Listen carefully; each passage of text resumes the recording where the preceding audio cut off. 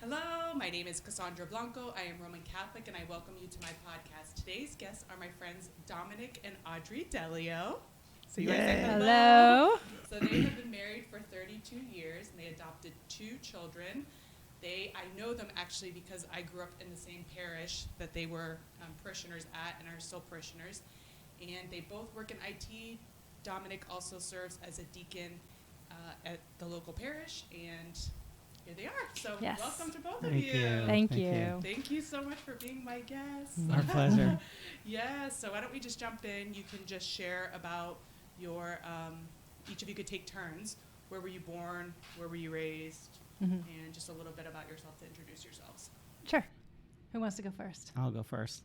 So I was born in upstate New York, not the city, in the Catskills. Lived there for the first 11 years of my life, and went to the local parish, was baptized there, received all my first communion there, went to Sunday school there. Didn't have a really deep faith, but attended Mass on Sundays and went to Sunday school despite my better objections. And at the age of 11, we moved down to Florida, and specifically on the coast. And at that point, we kind of lost touch with the church. There wasn't a local parish there that we found. So we just quit going, which for me was okay because I didn't have to get up early on Sunday. At that point, I just quit going until I enlisted in the Army. And then I started going back to Mass on Sundays because that's the only day they couldn't yell at me. So I went pretty consistently during my military years. And after I got out, Audrey and I met, and that's a whole nother story. That's chapter 2. That's right. Okay. So I was born in Miami, Florida, and my family, I'm the oldest of 4 children. And let's see, my parents raised us Catholic, and when I was 10 years old, we ended up moving to Kentucky. And shortly after moving to Kentucky, my parents ended up getting divorced. And my father moved back down to Florida. My mother stayed in Kentucky. And they continued to both raise us in the Catholic Church. I received all my sacraments right up until I didn't get confirmation. And there was I never experienced any kind of youth group. I didn't even know what that was. So basically, I graduated high school when I was 17, went on to college in 18. I came down to Florida to go to the University of Central Florida, and that's when I met Dominick. And so that's kind of the story. I would say that my parents' divorce was a huge influence in my life and in my faith as well. Not that it was bad. It was really interesting to consider the fact that my parents both individually continued to raise us Catholic, even though they had divorced. And my father was raised Catholic. My mother became Catholic in order for them to get married in the church. So I really feel like it is an amazing thing that she continued to raise us in the faith, even though she might not have felt it was her faith. But maybe that she did. Maybe she continued to practice the faith even after they were divorced. Yeah. So in terms, I don't know if your faith journey, in terms of you getting more excited and deeper into your faith, is more involved in your marriage? Yes, okay. absolutely. So why don't you guys talk then, start with whoever wants to start about how you guys met and that just your dating. Well, you'll get 2 different stories, but mine's Can I the go good first? One. Yes. Go ahead, Audrey. Okay. So I had come to Orlando. That's where the University of Central Florida is. And I was staying at my uncle's house instead of living on campus. I couldn't afford to live on campus. And I was staying at my uncle's house, and his wife worked with Dominick's sister. And Dominick had just finished working up in New York and had come down to Florida, and he was staying with his sister. And so his sister and my uncle's wife schemed to get us together on a blind date. And the plan was that all of us would go out to dinner together. My uncle and my aunt, his sister and her husband, and us. We'd all be together that way. If it didn't work out, it wasn't awkward. But I was so busy between school and I was also working as a waitress at a restaurant that my aunt didn't even have time to lay the plan out for me. And so time went on and I'd never heard about it. Well, this one got impatient and he ended up with a Friday open that he had nothing to do. And he thought, I'm not going to wait for this to happen. I'm just going to call her up and see if she wants to go out. So he calls me up and I answer the phone and he says, "Hi, this is Dominick, Mona's brother. I'm just wondering if you'd like to go out to dinner tonight." And I'm like, "Who's Mona?" Because I literally had no clue. Strangers calling and asking to go out to dinner. So initially I said, "No, that's okay. I've got some homework to do." And well, I was at my friend's house. There were like 6 of us standing around and they heard the phone call. And I'm like, "Why not?" And they all start laughing because I'm like, "I'm going to call this girl up and ask her out to dinner." And figuring it was a no-brainer. And she shot me down. Yeah. Dang. But he convinced me to go out with him that night. I promised her a free meal. He did. I was a starving college student. So he's like, "Yeah, I promise you'll have a good meal and you'll be able to hold it down." So I'm like, okay. It doesn't take a lot to talk me out of doing homework. So I don't know. You threw that excuse pretty quickly. I did. Yeah. I knew it was like, it's like I have homework. I'm like, it's Friday. What should it's I not do? Sunday. No one does homework on a Friday night Yeah. unless they don't want to go out with you. Yeah. So that was it. It was a blind date. We went out on a blind date. Yeah. It was awesome. I was literally in we were playing basketball with my friends. So I was in shorts and a tank top. And that's how I showed up because I had to go all the way back to Deltona from Altamont to get showered and changed. And that's when I knock on the door and she's in her college sweater and jeans. And I'm like, "Let's go." And she's like, "Where are we going?" I'm like, "I don't know, my sister's house." And then you start driving for like 45 minutes to get there. And it's dark and you're going over bridges and like, where are we going? There are no cell phones, no internet. It's 91. Like, I'm a good guy, I promise. Right. So that was it. It was a blind date. So. Okay. And then after that. Well, actually, on our first date, we went to an Italian restaurant, and Audrey ordered like the sampler, and I ordered something specific, and I'd eaten most of it, but hadn't finished it. And she's looking over at my plate. She goes, "You gonna eat that?" I'm like, "Ooh, there's my gal. I'm gonna marry that one." Italian guy needs an eater. Yeah. So, true. well, there was no. We were very comfortable with each other. There was no fake. She wasn't pretending to be shy or anything, and it was just very natural. We just kind of clicked off. Yeah. So like, okay, that makes sense. And in terms of your dating time, your time dating was ups and downs, or just was it pretty smooth? No, it was. It was, it's interesting that you asked that question because it wasn't very smooth. We were both in very different places. And like I said, my parents' divorce had a very big impact on me. And I had, even though I was young, I was only 18 years old, I had a very jaded idea of love and marriage on one hand, yet I knew it was something I wanted. I love stories and I love the Disney movies and, the princesses and all that stuff. But in the same sense, I didn't think it was realistic. I didn't think love could be permanent. So he had a lot to overcome with that. I was dating to be married. Like, if you're not looking for marriage, I'm not looking for dates. Like, I don't want to continue this relationship if you're not looking for a marriage. So we're done, as dumb and painful as that was. For me. And I had not been in a serious relationship because I would keep people at bay and not get too serious. And so I was only dating for free dinners. I was just for the food.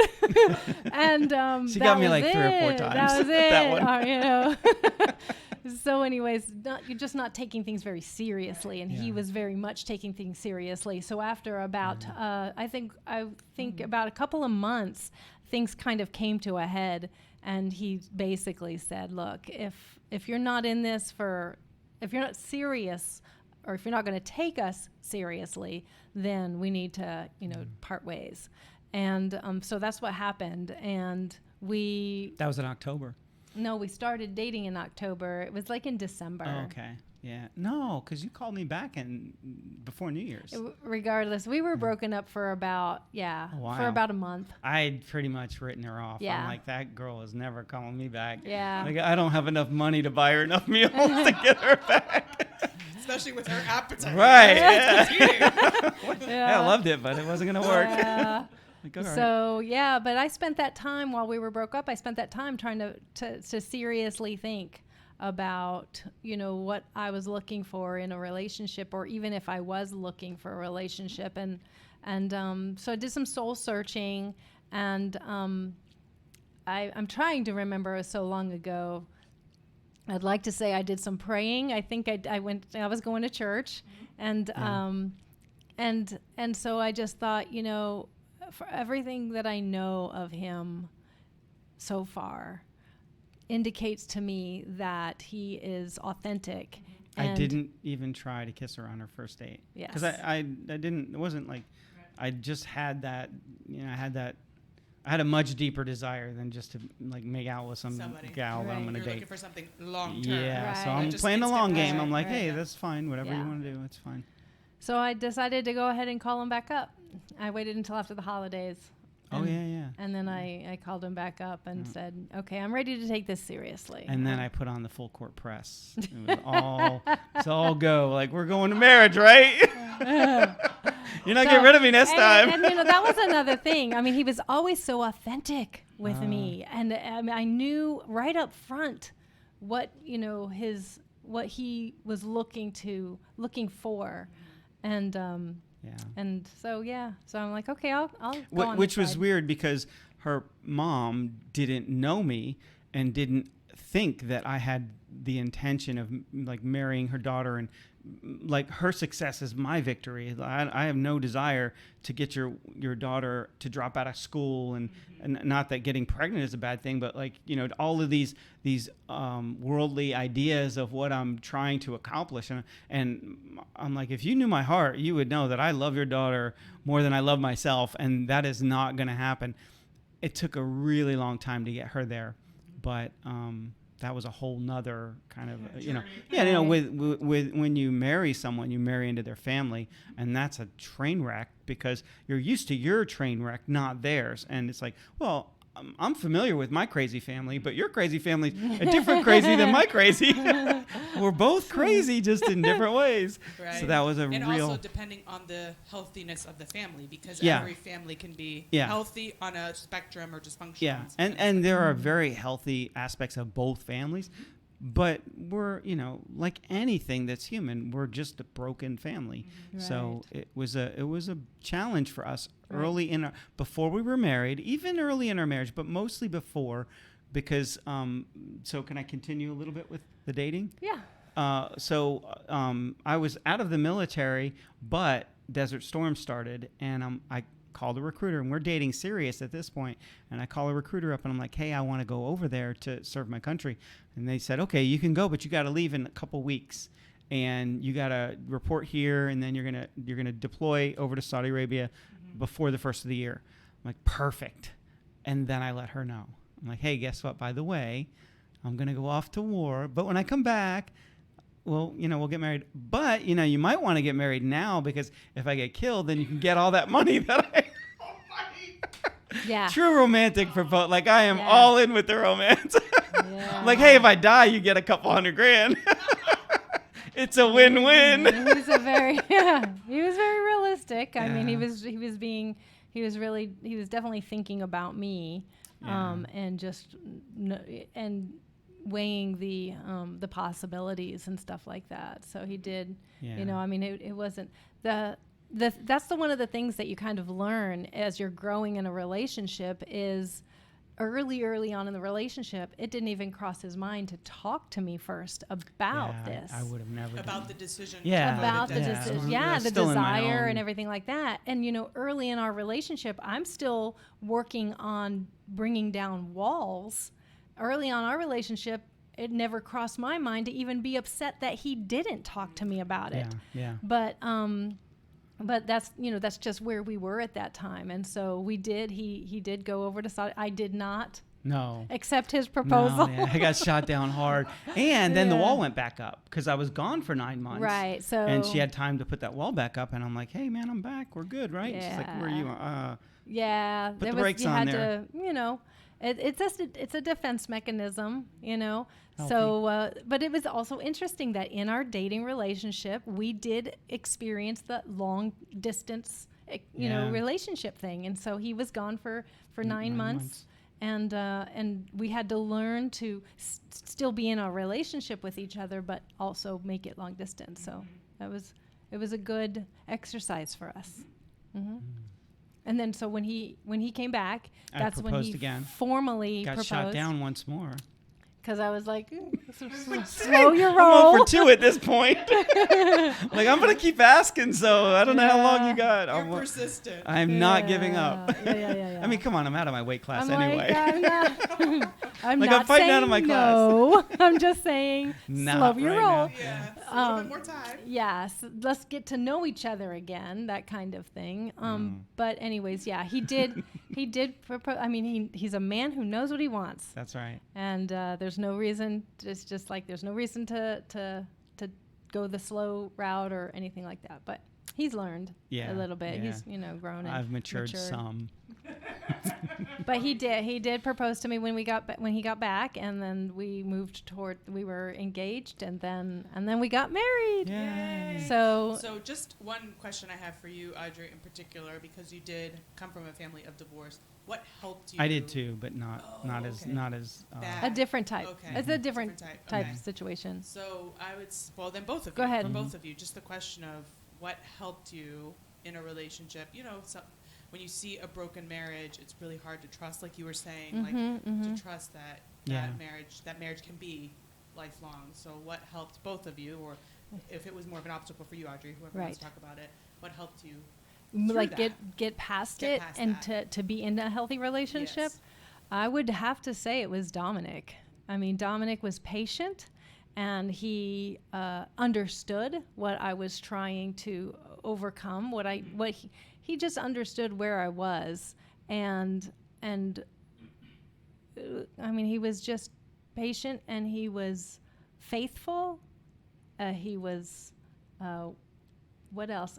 And just determined. Indetermined, right? Totally right. determined. Yeah, And I wasn't. I mean, it wasn't gonna be a deal breaker for me. I think we both kind of learned what we didn't want in a relationship, and that communication was critical. Like honest, open communication. It's not like we did it right off the bat, but we as we hit those obstacles, we started to realize early on. It's like, oh, I didn't really tell you that this was going on, or I didn't mention this. So those things just became a little easier as we moved on. But I think we kind of we didn't have a clue, except we knew what we didn't want from a relationship. So that knowing it, like, that's not healthy. And we loved going to Mass together. So we really found a closeness at Mass that we didn't have anywhere else. It was so weird. She would just snuggle up to me and sit right close to me. And I'm like, you know, that's the closeness I want all the time, not just for an hour a week. Right. And we both recognized before we were married in the church that we wanted to receive confirmation, because neither of us had. We'd left off at the same place. She'd known a lot. She'd had a better religious ed than I had, so she was ahead of me in that regard. But we both wanted to get that sacrament before we were married. So, and we did. And that was another thing that kind of helped us realize that, hey, we're on this journey together, and we're both aiming for the same thing. Like, we're both looking at Jesus, and we're going to get there together, because there's no way you're leaving me behind or I'm leaving you behind. So let's go. And that's been awesome. Yeah, that was really enjoyable going through confirmation, preparing for confirmation as adults and together. was really So you nice. guys now, so just to bring us back to the storyline, so you guys got married, and then what happened? So you're saying that you went through or did you get? No, we got confirmation confirmed first. They explained that it okay. wasn't necessary to have the sacrament of confirmation before marriage, but at the same time, they said there happens to be a class for adult confirmations that is beginning and will complete before your wedding date. Would you like to do it? And we're like, yeah, let's do that. And so it was really cool because my sponsor was Dominick's mom, and his sponsor was my dad. And this was before we were married, you know? Yeah. So that was a really, really great experience. Yeah. Also, to pick up and continue our catechism. And realize you know, that we're on this path. Like, this is not just a one thing. You're going to do this, and then we're going to check the box. And we weren't doing it because we had to. We were doing it because we wanted to. And that realization that this is something we really both aspire for. You can't go wrong there. Yeah. Yeah. So you guys got married, and Oh gosh. We got married, and I was still in college, and I graduated a year after we got married. We were so poor. Yeah. We were so poor. Every night, the same dinners. But the cool thing about it was we were so poor, we couldn't afford to do anything except hang out with each other. So we were like together every day during the weekend. The whole Saturday and Sunday, we couldn't go anywhere or do anything. We couldn't go out to eat. We're hanging out together. So we missed those days sometimes because they were so quiet and we were just kind of the two of us. Very isolated. Yeah, and we were in a small house. And we figured, once we start a family, we'll move into a bigger house. But it's not happening, so we'll just stay here until that happens. Yeah. And 7 years later. Yeah. So, we just kind of continued to, I graduated from college. I got a degree and I got a professional job working at a software company. And he was continuing his career in IT. And I'm trying to think, we weren't really going to church very much. We went every Sunday, but we went to Mass, and then we left as soon as Mass was over.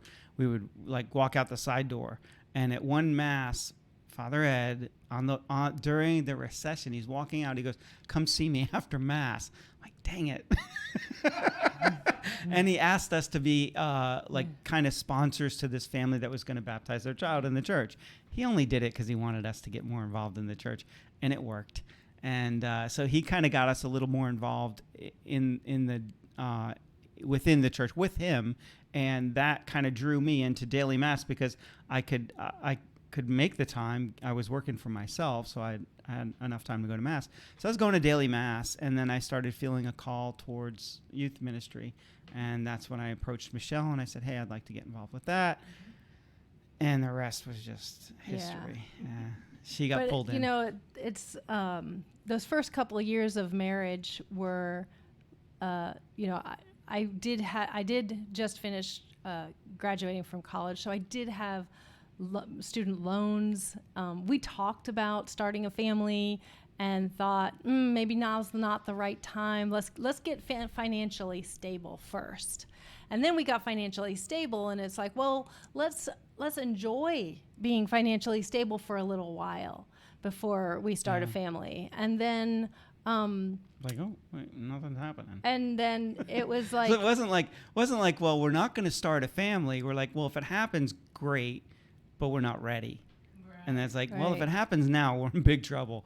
If it happens now, that'd be actually a pretty good thing. And then why isn't this happening kind of came into the picture. It's like, well, obviously this isn't happening. And we came to find out that it was, I'm just not fertile enough. So it wasn't like so at that point we were involved with youth ministry. We were doing our summer camp. So there were things happening where we didn't feel an emptiness necessarily. We kind of felt like, well, if it happens, great. If it doesn't, that's okay too. Like God's going to, whatever happens, God's going to be okay. We're going to be okay with it because God wants that for us. Yeah. And every story of infertility is different. In our particular case, we once once we understood that it wasn't going to just happen, we personally didn't feel driven or called to make it happen. Right. Yeah. You know what I'm saying? Force So it. like Yeah. we didn't wasn't like, explore let's go to the options. and we didn't, we didn't do anything like that.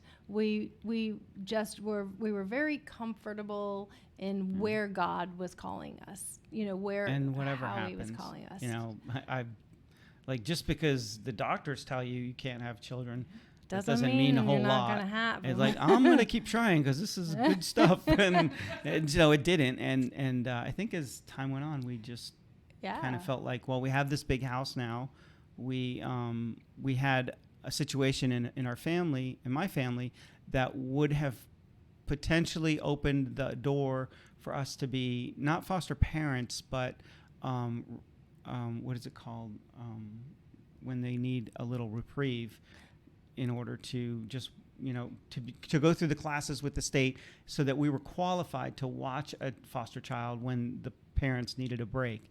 And so we started taking the classes and talking and praying and talking about, why wouldn't we just open our house to being foster parents? Like, there's no, and guess who nobody wants to foster? Teenage kids. And we're like, maybe we can do that. So we told, after we finished our classes, we said, we're willing to foster. We have room for 3, two in one room with a bunk and 1 single. So 2 girls and a boy, 2 boys and a girl, didn't matter. Just a family of 3 kids. And, but we'd like, 11 and older, or maybe I think we said 13 and old teenagers. And, they said, okay. And then they suggested we go, younger, like age, what did they say? Age 6, I think. Yeah, it was younger than we had anticipated, but that was okay too. And then they called me one day. I'm working, and they're like, "Hey, we got a 2-year-old and a 8-year-old and a 9-year-old or something, and can you take them?" And I'm like, because there's different requirements. Yeah, there's different requirements for the really young. Like when you go through the foster training, if you want to foster newborns or babies, toddlers, there's different requirements your house has to meet. And we weren't interested in doing that. We were very much interested in helping the ones that no one else wants to help. And those are the teenagers. And they recommended that we go all the way down to 6 years old because lots of times they're sibling groups. And that way they wouldn't have to break up a sibling group. And we're like, yeah, sure, okay. But then, like Dominick said, they called and said, we got a sibling group of 3, and one of them's 2 years old. And I'm like, you do understand that we're not, Yeah, so I called Audrey at work. I'm like, hey, this is what they asked, if we can do this. And I said, God didn't tell me only teenagers. That was my rule. I don't think that God would say, well, you said no. So I'm like, I really feel like God's calling us to just be open to whatever comes our way. And she's like, yeah, I don't know what we're going to do, but we'll figure it out. Yeah, and we did. It was fine. It was great. We had them for 24 hours. They went home with their parents. It was fine. Perfect. It was, they went, But it was just a realization that, our idea of how this is going to work isn't necessarily the way that God wants it to work. And and that continued to happen. We didn't foster a whole lot, but when we got the 2 that we ended up adopting, that probably checked every box on my list of things that I wouldn't prefer. So it was very difficult from the very beginning. And it was really great that we were well catechized Catholics, because the boy, Jeremiah, came in and he immediately had these Protestant questions. Not even questions, attacks. Yeah, like these attacks against the church. And I just simply and easily could, just respond to them in a loving way. And so much as as they were living here longer, Jeremiah immediately, like at some point, a switch flipped and he wanted to enter the Catholic Church. And I'm like, whoa, you got to slow down. Like, this is a big deal. And it ended up happening. He ended up entering, both of them ended up entering the church against our better, like our request would have been just give it some more time, but they felt called to do that, and I'm glad they did. I think it was the right thing. I was on their heart. It wasn't coming from they didn't want to impress us. There was nothing to do with that wasn't the reason. So I felt like God put them in our lives and us in their lives for a specific reason. And I may not like come to know the fruition of that, but that's perfectly fine with us. And I think they're better off for it, and we're better off for it, because I have such an easy relationship with my wife that I don't know conflict in the way that some couples do. And so it gave me a perspective of loving someone with all your heart, and them not wanting you in their life isn't something that you can do anything about. So I understood divorce in a much better way, because you can be the one who gives everything to a marriage. If the other person refuses it, there's nothing you can do. And I think we're so mistaken in the church and in the world to cast blame. Sometimes it's both spouses' fault. Sometimes it's one. It doesn't, that doesn't matter as much as if it's a broken, unhealthy relationship, there's nothing you can do to make that change. So I'm grateful for that perspective, for the entire experience. It was a growth experience for both of us. Yeah. And we learned how to, it drew us closer. Like the conflict drew us closer to one another and more united. And we had a rule. It was like, well, if mom says no, it's a no. If dad says no, it's a no. You got to get 2 yeses. And they would come to me and like, mom said I couldn't, but I'm like, no way. Yeah. And they'd come to her and they'd be like, what do you think? And she's like, what did dad say? And you're like, no. And they're like, well, no. And they'd always try to break that bond. And I'm like, you guys, we told them God, mom, and then you. And Audrey would be like, God, Dom, and then you. And it's like, you're not low, you're just not at the top. And if I ever asked Audrey to put me above God, I would be out of here, and vice versa. We don't have that disorder in our life. And it was hard because teenagers, children love to be at the top, they think, until they realize that there's a much better order. So they always tried to separate and divide, and it's kind of funny in hindsight because it wasn't happening. Yeah. Audrey, do you want to share anything about that time, just infertility and then also adoption? Just basically in our story, it did start out with just fostering. We had no intention of adopting. That wasn't our goal. And so it was a big decision when Jeremiah and Jillian were placed with us, when it became apparent that they were not going to be reunified with their biological family, that there was a decision that had to be made. And it's one of the biggest decisions I've ever made in my life. It's right there with choosing to marry Dominick. Choosing to adopt was a huge decision, and it affected both of us, and it wasn't necessarily something either of us wanted to do.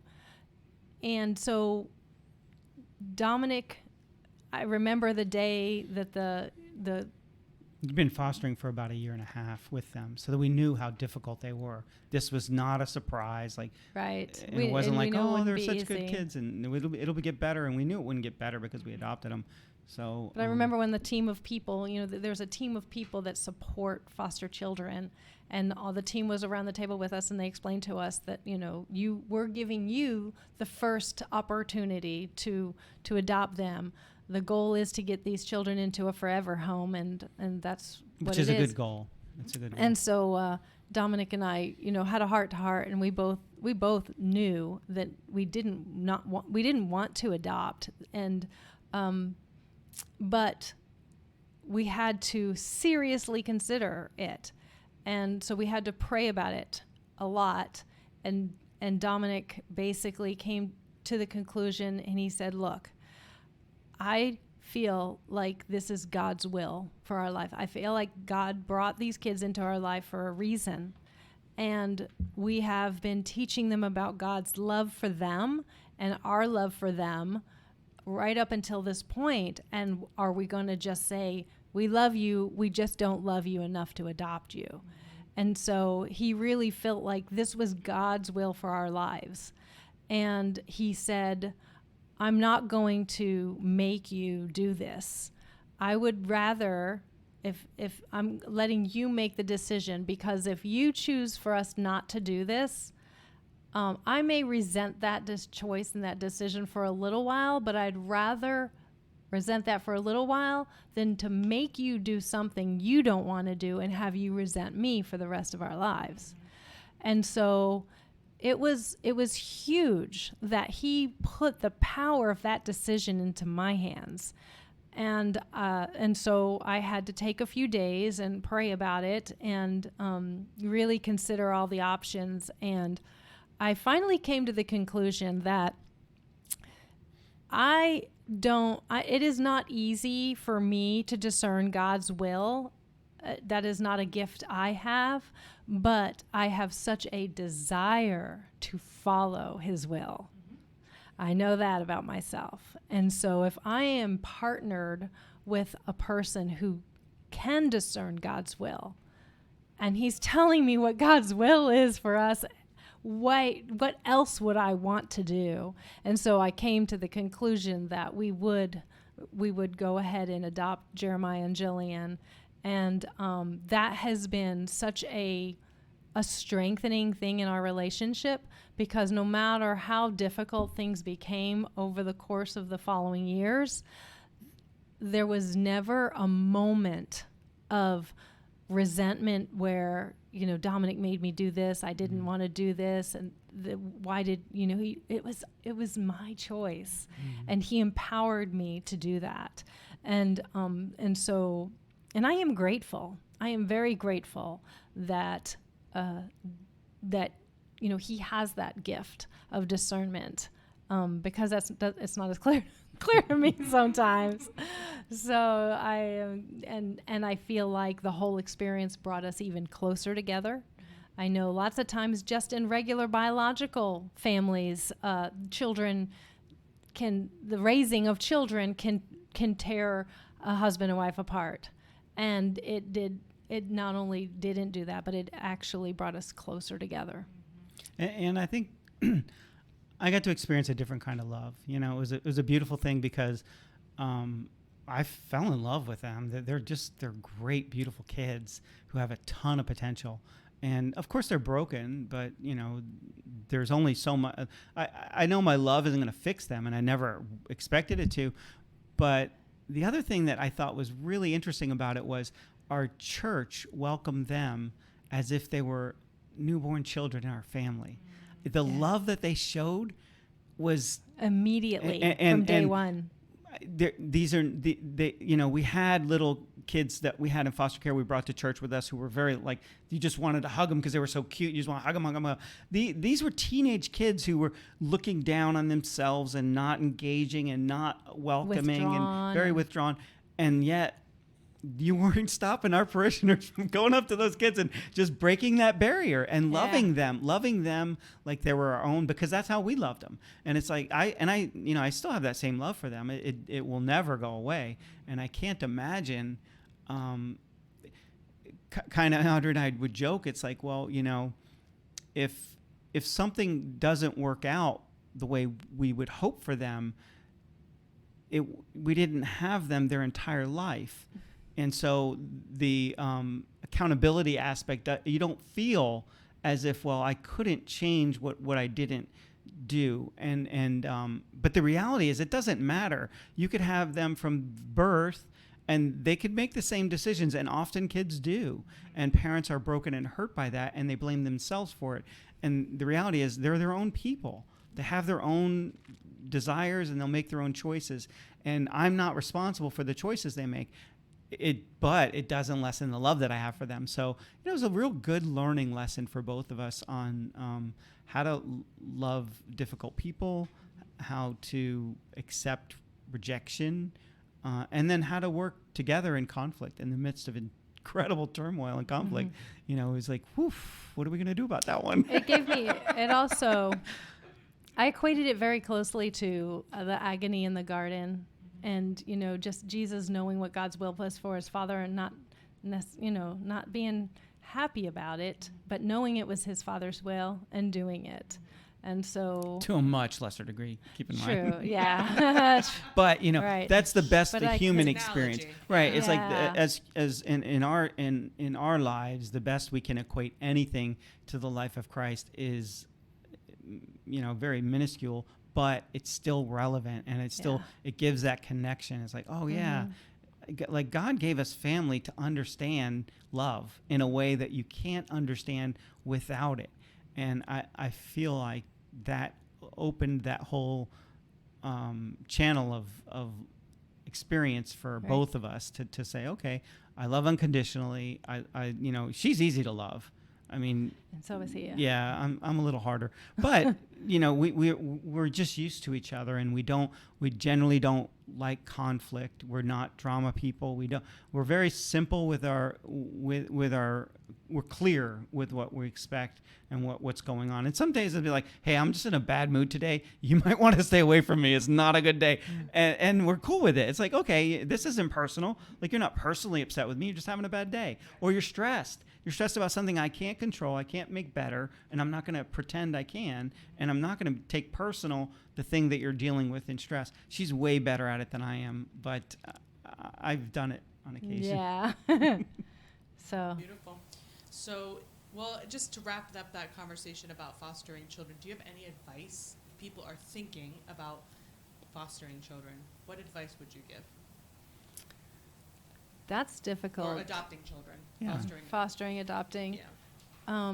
We saw so many different scenarios when we were going through the foster training that we personally wouldn't have done it. There were people that were going through foster training who had biological children still living in their house, and they were wanting to open up the home to foster children. And personally, I think they're more experienced.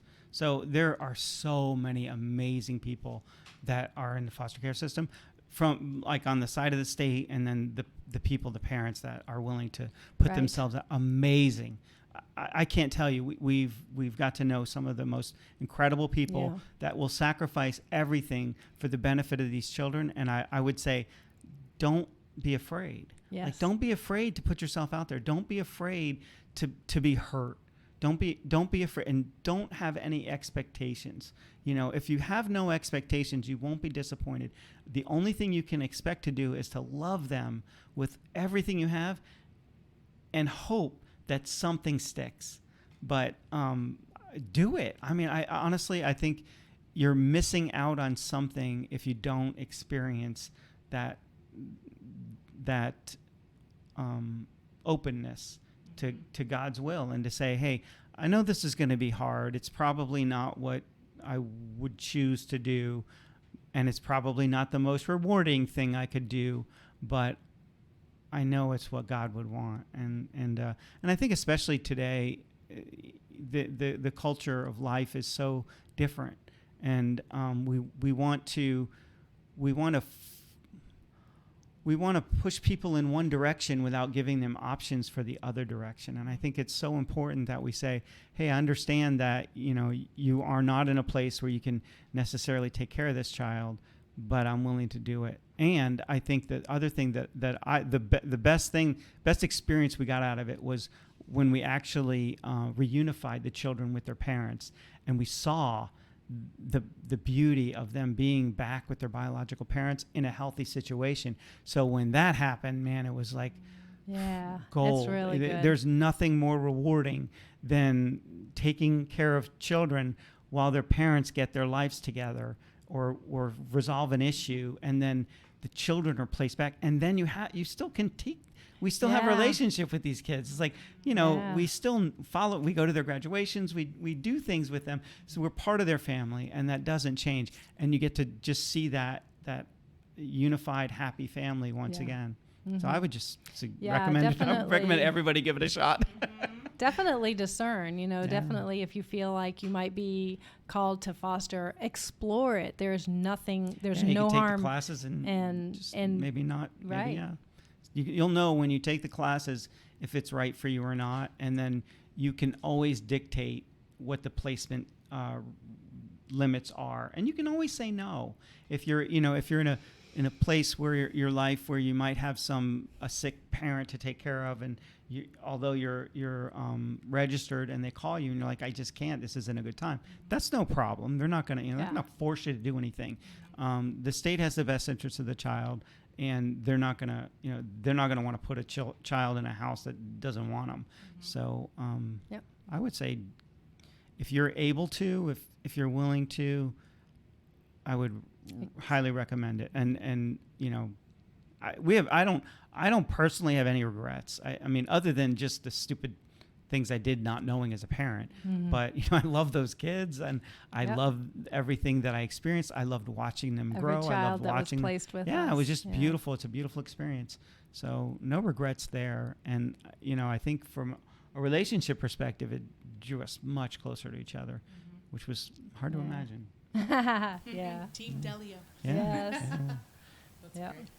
So do you want to share, maybe if we just wrap up with this last question about Catholic faith in marriage? You have talked about it. Just anything else you want to share about that, and then also about the call to be a deacon. Right. That's also unique to your experience, your marriage experience. Personally, for me, I felt like one of the big turning points for my faith and how it was growing was when I volunteered to be the religious ed teacher for the 4th grade. And we had been going to church regularly. We had picked up some ministries. I was a minister of communion and a lector. We were involved in our church, but understanding my faith, understanding why we go to church every Sunday, why we want to go to confession, why we tithe, understanding that the depth of my faith wasn't really there until I volunteered to teach 4th graders. You think you know something until you teach a 4th grader. And I was like, man, if I'm going to teach these kids what our faith is about, maybe I should learn a little bit about what it is. And so that was a really, really great turning point for me. I started to learn so much more about the Catholic faith from doing that, and it just continued. It awoke in me a desire, a thirst to know and understand why we believe what we believe. And that was before the fostering. I started the thing, and so I was already in that journey of knowledge and learning when we began fostering, but that was a great turning point for me, was wanting to teach the kids. You can't teach what you don't know. So, amen. And the same thing kind of lends itself as well with the getting involved in youth group, interacting with teenagers, having our summer camp with middle schoolers. You cannot. You better be authentic. Yeah. A teen will smell a phony a mile away. They know when you're not authentic, and that's a great thing, because you can watch them just light up when they sense that authentic love that only God can give you. So for me, it was similar, but with youth group, because I got a little more involved early with the youth group, and I kind of realized again how much I didn't know and how much I needed to learn.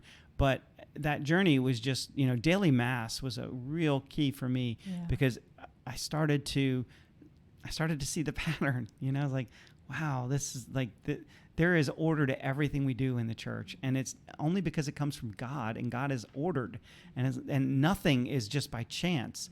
So as I started to get more and more involved in the church, I think I was at adoration one evening, and the Monsignor who was visiting came and sat next to me, and he said, "Have you considered becoming a deacon?" And I'm like, I almost laughed out loud. I'm like, yeah, that's hilarious. No. And he said, "Well, I think you should. I think you should consider it." And I'm like, yeah, whatever. So and it just went in and out really quick, and it was almost a laughable moment for me. And as I started to, one of our parishioners was going through the diaconate, and he started coming to youth group because the pastor had recommended it. And I started to get more an understanding of what he's going, what he's forming into. And then we went to his ordination, and one day, I think at Mass, a daily Mass, it just hit me. It's like, I think this is something I'm supposed to be, at least discerning, at least, inquire about it. So I did. I met with the formation director, and he said, "Oh yeah, we're starting a class in 2 years." I'm like, 2 years from today? He's like, "Yeah." I'm like, "Okay, but I'm ready now." He's like, "Well, it's a 5-year program." I'm like, "So that's 7 years from now?" He's like, "Yeah." I'm like, "Okay, fine." I'm going home. I'm like, "I'm not doing that." I'm crazy, but I'm not that kind of crazy. But I could just sign up. So, to make matters even crazier was we went, I continued to just let it play on my heart. And I realized that it was truly a call. I didn't, again, it's kind of like fostering. I didn't really want to do it, but I felt like it was a direction God was leading me. I'm like, okay, well, it would be disingenuous for me to say, "No, I'm not worthy," because clearly none of us are.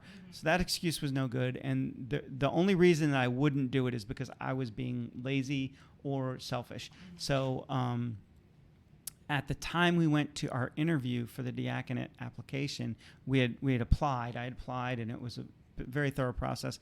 And then there's an interview after the application. We're in the middle of fostering. So we're bringing 3 kids with us to the interview, foster care. And they're in the lobby, and we're like, "We'll be right back." And we go to our interview. And in the interview, they said, "You're already living the life of a deacon. Like, everything you do is already, we're not going to give you anything. We're going to take more. Yeah, we're going to make it a sacrament. But understand, whether you're ordained or not, you're doing everything that the church calls for in the life." And that was a really good moment for me, because that's all I wanted to do, was like to live the life outside of the church on Sunday, do on Monday what I've heard on Sunday. And the formation process, again, just drew us closer together. I learned to rely on Audrey for input. It's a great program because the wife and the husband attend every week, one weekend a month. And for us, it was a little reprieve, because we would have some time away from the kids, and they'd have some time away from us. And then we'd get kind of recharged, and then they'd beat us up on Monday. But we learned, I learned how to be more reliant on Audrey. I'd write a paper, and I'm like, "Hey, will you look at this paper?" And she's like, "Yeah, that's garbage. Rewrite it." No. Early on. But I was very, Well, she had a more academic approach than I did. So she's like, "Yeah, you're not fulfilling what the professor. Look at what the professor wants, and look what you wrote. They're not the same. So go ahead and redo it." And so that whole and after the first year, honestly, she didn't have to do that anymore. She'd look at it and she goes, "This is great," or I don't even know what this means towards the end. But I still rely on that today. I'll write my homilies out, and then I'll hand them to her, and she's like, "No, I don't understand this." Well, if she doesn't understand it, no one else is going to understand it. And so if I do this exegesis and I come up with all this great hidden meaning to something, and it has no relevance to the topic of the point, you're just saying it to hear yourself say something that sounds really smart, and it isn't. She's like, "Don't be stupid." And I'm like, "Oh, come on, it's so good." She's like, "No, it really isn't. It's just you're welcome, Our Lady of the Lakes." Saved many tragic homilies. Not that they're great now, but they're not a train wreck. So I think that's the beauty of the diaconate for me, is that everything I do within this ministry, I do with her. I don't necessarily bring her to prison ministry, but if I have a baptism or a wake, she's there with me. I want her by my side. Sometimes we'll be at a wake, and the only Catholic that responds is her. I can say, "The Lord be with you," and it's crickets except for Audrey. So it's the only Catholic there, her and the deceased and me. So it's been a great gift to experience the formation process, the whole diaconate, the ordination. Everything has been a challenge, but a great gift to experience together. Yep. Yeah. Do you want to add anything, Andrew? I would just say that as far as the impact of going through formation has had on our marriage, I feel like the process has helped form our marriage to be closer to what a biblical marriage looks like. A lot of people have a problem with the scripture that talks about wives be subordinate to your husbands, and I never really I had the privilege of learning what that truly means. And when we entered formation together, intellectually, our understanding of our faith was very, very similar. And our relationship was very much more a 50-50 partnership. And going through the formation process helped me learn how to let my husband take the lead. And make no mistake, going through the formation process helped him earn that right to take the lead. Through those 5 years of formation, I watched him become more, definitely more of a man of God, putting God first in his life, and also more confident in his understanding of his faith and his understanding of our relationship, and my willingness to step back and let him, make decisions that I could just as easily have made, has been it was an exercise for me. It wasn't a difficult exercise, but it was an exercise. Like, I recall that feeling of just saying, there's a decision that has to be made. I could make that decision. He could make that decision. I'm going to let him make that decision, and I'm going to be okay with it. Yeah, I think that's the thing. You should trust with it. Everyone loves that. Guys love that first line, and then they forget that to love your wives as Christ loved the church. It's like, that means that you're going to put her above yourself, and you're going to, no decision that I would make is for my benefit alone. That would be stupid and selfish, and I'd be single. So it was easy, it just became kind of a natural progression where we understood the partnership and the responsibilities, where we didn't when we were first married. Like, we would argue over who was going to do what. Now it's like, hey, we just understand that we have roles in our marriage that we're suited for, and that we naturally, it's ordered. There's a real harmony. There's a real harmony to it, that it's very comfortable. Yeah. And I know that I can make decisions. It's not like he prevents me from doing that. But if it comes down to a decision that needs to be made, and there are conflicting opinions, I will gift him with the right to be the one that calls the shots. And he has, over time, the outcome of the decision has been rewarding, so that, like, he has gained my trust, and he's gained my trust in his ability to make the decisions. And that's a big thing for a woman. She wants to know that she can trust her husband to make the right decision.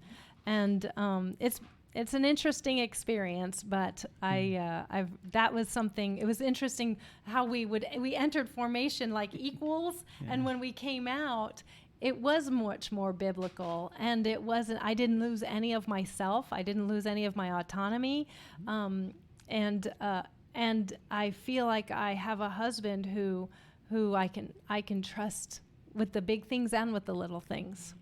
So he's become like the spiritual leader of your family. Yes, yes, thank you. Exactly. That's what I was trying to say. We were spiritual partners, but now he is definitely the spiritual leader of our family. Yeah, and that's the order that God wants. Right, and I think that's an important point to make, just though, that it's not the scripture verse that you're referencing. It's not so that man has dominion. No, not at all. Not at all. Rather that the man serves the wife in her best interest, Absolutely. like Christ laid down his life for the bride of the church. Yeah, I mean it's ordered. Yeah, it's like ordered. that. Mm-hmm. It's everything is simple but hard. Simple to understand, very difficult to live. So I think that's the culmination of our faith, right? Like, I understand the things in the Bible that I understand are not the things that I don't struggle with the things I don't understand. It's those things that I clearly understand that frighten me. It's like, Christ is clear. Amen, amen. I say to you, it's like, oh no. It's being very, very clear about it. Yeah, absolutely. So would you just say, like, I guess in summary, it's just been a deepening of faith over many years. And it continues. It'll never end. We continually grow closer to each other, closer to God. We continue to form and discern. We're still in the program as mentors for the couples that are going through formation, and that's been a gift for us. So that helps us to continue to grow. And serving the church, obviously, my ministry helps, but none of it's possible without my wife. And none of it's meaningful without her. Beautiful. So. Yeah. Thank you. Is there anything else you guys want to share that you want to add to this? Just the fact that we've known you for so long. Oh, yes. I didn't say that at the that's beginning. Right. But I know Audrey. I'll share it. Actually, just look at the camera now. But I know Dominick and Audrey since I grew up in the parish that they were also parishioners. So I was at that parish since I was 2 years old. And Father Ed, who Dominick mentioned, was the pastor when I got involved in youth group. When I was 14 years old, that's where I had an encounter with Christ, and the seed of my faith grew at that time. That's where it all started. And so, Dominick and Audrey. But I think you guys got involved in helping in the youth group after I had already left. Yeah, absolutely. It was like the year after or something. Exactly. But I had come back. Yeah. I also served as a focus missionary, and Dominick and Audrey were mission partners and just super supportive. That was I've awesome. known them for many years. Yes. We had many dinners together. So I didn't say that at the beginning. Thank you, Cassandra. Very grateful for their friendship. What a joy to know you and your family. Thank you. Wonderful. Vice versa. So, anything else you guys want to add? Nope. I think we've talked enough. Well, thank you, guys. Yes. This was wonderful just to hear more about your journey and also your own unique parts. There's unique parts to your journey that even the majority of people don't go through. For example, infertility or adoption. It's definitely a very unique part, and even becoming a deacon as well. Yeah. So I'm really grateful that you guys shared all of those details. And to my audience, thank you so much for joining us for this conversation. And if you have any questions, please feel free to leave a comment. I'll do my best to respond. Have a great day wherever you are in the world. And like and subscribe. Like and subscribe. I'll let Dominick add that. Thank you. Have a great day. God bless you. Bye-bye. Thank you.